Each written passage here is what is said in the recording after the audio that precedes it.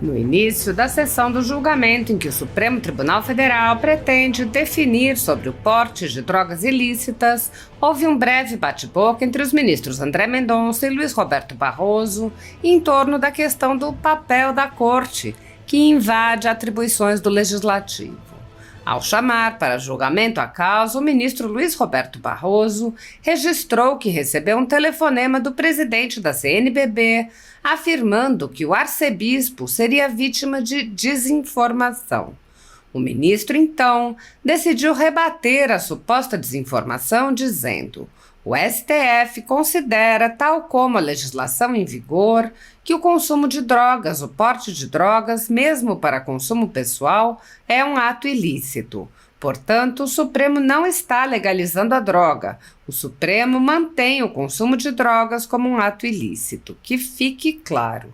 O ministro prosseguiu afirmando que todos ali consideram que drogas ilícitas são uma coisa ruim e que o consumo continua ilícito porque essa é a vontade do legislador. Barroso explicou ainda que iriam decidir sobre a natureza do delito e quais as consequências de cada classificação. Ele disse: é o legislador que trata diferentemente porte e tráfico. O que nós estamos fazendo é definir a quantidade. O ministro André Mendonça pediu a palavra pela ordem e disse: eu não creio que o presidente da CNBB esteja sendo vítima de desinformação. A opinião dele é compartilhada por mim, ela está consignada no meu voto.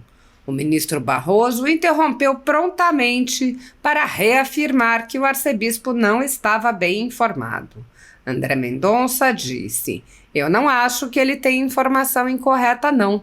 Eu acho que a informação é essa mesmo.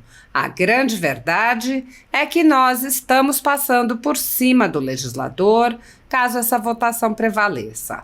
O legislador decidiu que portar drogas é crime.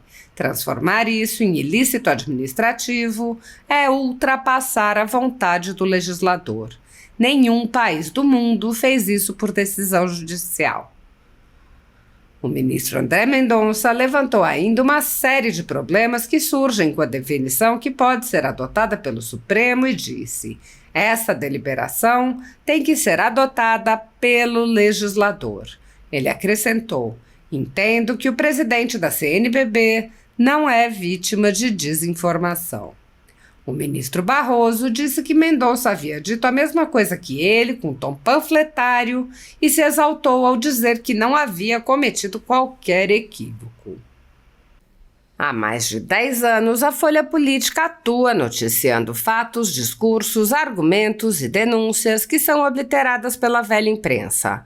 Nosso veículo de imprensa dá voz às vozes conservadoras, ao anticomunismo, à defesa dos direitos fundamentais e da liberdade de expressão e de imprensa, além de trazer ao público os vídeos dos pronunciamentos de autoridades para que o público possa formar sua própria opinião sobre o que foi dito e não precise depender de relatos de terceiros. Quem controla a informação, controla em última instância a realidade. Grupos monopolísticos e cartéis que se associam com o intuito de barrar informações contrárias ou inconvenientes atuam em conluio com a finalidade de aniquilar qualquer mídia independente, eliminando o contraditório e a possibilidade de um debate público amplo, honesto, abrangendo todos os feixes e singularidades dos mais diversos espectros políticos. Controlando as informações, o cartel midiático brasileiro tenta excluir do debate e, em última instância, da vida pública, os conservadores e os veículos que dão voz a essas pessoas. A renda de mais de 20 meses de trabalho da Folha Política está sendo confiscada a mando do ministro Luiz Felipe Salomão, ex-corregedor do TSE, com respaldo e apoio de Luiz Roberto Barroso, Alexandre de Moraes e Edson Fachin. A decisão confisca de forma indiscriminada todas as receitas advindas do YouTube, indicando claramente que a intenção não é a de excluir conteúdos específicos, mas sim de calar o canal e eliminar o jornal. Anteriormente, a sede da Folha Política foi invadida e todos os equipamentos do jornal foram apreendidos a mando do ministro Alexandre de Moraes em inquérito que foi arquivado por falta de indícios de crime.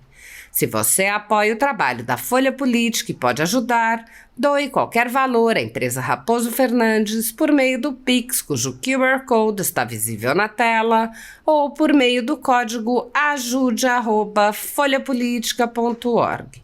Se preferir transferência ou depósito, a conta da empresa Raposo Fernandes está disponível na descrição deste vídeo e no comentário fixado no topo. Há mais de 10 anos, a Folha Política vem mostrando a realidade da política brasileira e quebrando barreiras do monopólio da informação.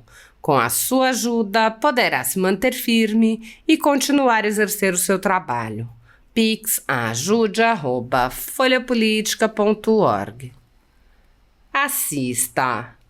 Gostaria de reiterar, porque esse é um ponto muito importante para todos que nos acompanham, e gostaria de registrar que ainda hoje, pela manhã, recebi uma ligação do presidente da Conferência Nacional dos Bispos do Brasil, Dom Jaime Spengler, preocupado com essa questão de drogas e vítima, em parte, também de uma certa desinformação que existe em relação a esse tema. Portanto, antes de passar a palavra ao ministro Dias Toffoli, que trará o voto vista, eu gostaria de reiterar um esclarecimento muito importante. O Supremo Tribunal Federal considera, tal como a legislação em vigor, que o consumo de drogas, o porte de drogas, mesmo para consumo pessoal, é um ato ilícito. Portanto, o Supremo não está legalizando droga, o Supremo mantém a droga como o consumo como um comportamento ilícito. Que fique claro. E todos nós aqui, quase todos nós aqui, temos família, temos filhos e todos educamos os nossos filhos numa cultura de não consumir drogas. Nós consideramos coletivamente que drogas ilícitas é uma coisa ruim.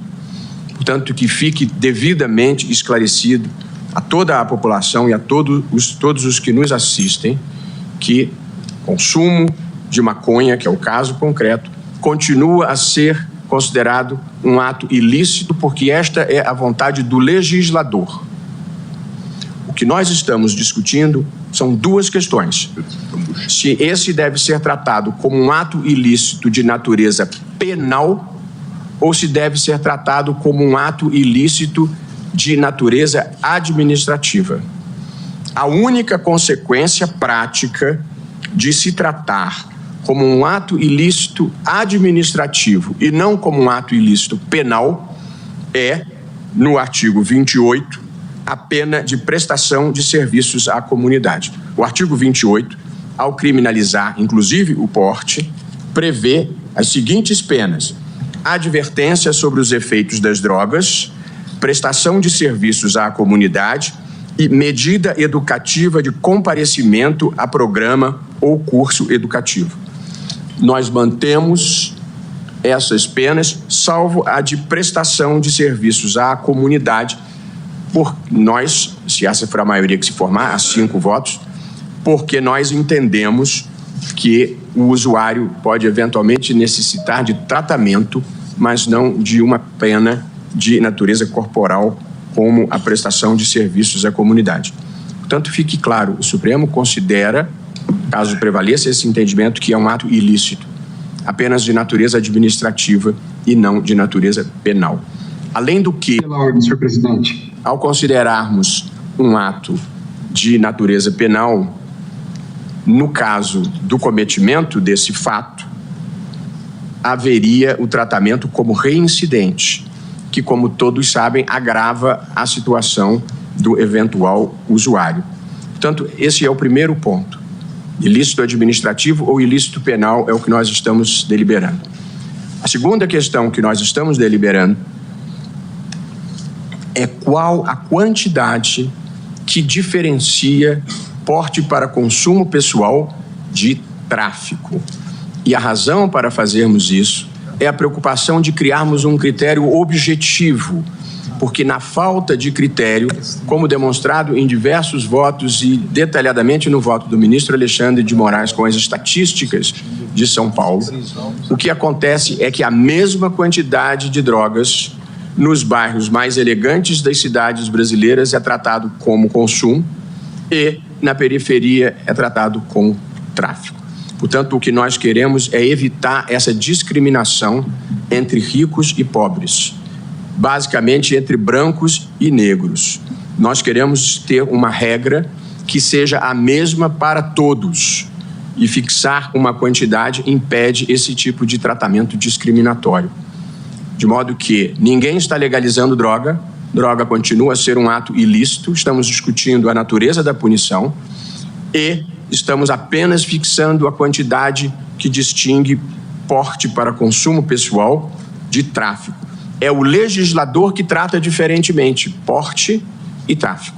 O que nós estamos fazendo é definindo a quantidade que diferencia uma coisa da outra, porque se nós não fizermos, passa a ser um critério aleatório que cada policial pode utilizar quando apreenda ou quando detecte a presença da substância em alguma pessoa, em alguma parte da cidade. Senhor presidente, pela ordem... Pois não, ministro André. Senhor presidente, minha saudação a Vossa Excelência, aos eminentes pares. Com a devida vênia e respeito que sempre tenho por Vossa Excelência, eu não creio, não entendo que o presidente da CNBB esteja sendo vítima de desinformação. A opinião dele é compartilhada por mim, ela está consignada no meu voto. André, Vossa Excelência me desculpe, mas eu conversei com ele e ele me disse que não estava ciente de que essa era a discussão. E, portanto, eu comprometi com ele a prestar esse esclarecimento no início da sessão, porque ele me disse que não estava informado de que esta era a questão e ele se preocupou em me dizer que trabalhou em periferia e que droga é uma coisa que faz mal às pessoas e às comunidades. E eu disse a ele que todos nós aqui concordamos com isso, que todos nós aqui temos uma atitude contrária às drogas ilícitas e que nós não estamos decidindo legalização de drogas. E, portanto, ele é que me disse que tinha a informação incorreta do que estava sendo decidido. Pois não? Eu não acho que ele tem informação incorreta, não. Eu acho que a informação é essa mesmo. A grande verdade é que o legislador, nós estamos passando por cima do legislador caso essa votação prevaleça com a maioria que hoje está estabelecida. O legislador definiu que portar drogas é crime. Transformar isso em ilícito administrativo é ultrapassar a vontade do legislador. Nenhum país do mundo fez isso por decisão judicial. Nenhum. Em segundo lugar, a grande pergunta que fica é o ilícito administrativo. Quem vai fiscalizar? Quem vai processar? Quem vai condenar? Quem vai acompanhar a execução dessa sanção? Não existe. Essa deliberação, com a devida vênia aos entendimentos em contrário, tem que ser adotada pelo legislador. Eu sou contra, mas eu me curvaria caso o legislador deliberasse em sentido contrário. Apenas conseguindo a minha opinião e entendo, com a devida vênia, que o presidente da CNBB não é vítima de desinformação. Bom, Vossa Excelência acaba de dizer a mesma coisa que eu disse, apenas com um tom um pouco mais panfletário. Eu, ao início da sessão, disse, estamos discutindo se é ato ilícito administrativo ou se é ato ilícito penal. Vossa Excelência entende que é ato ilícito penal e tem todo o direito de achar, mas a minha explicação foi absolutamente correta do que está sendo decidido aqui, se é ilícito penal ou se é ilícito administrativo. Pois não, ministro Flávio Dino. Senhor presidente, uma sugestão.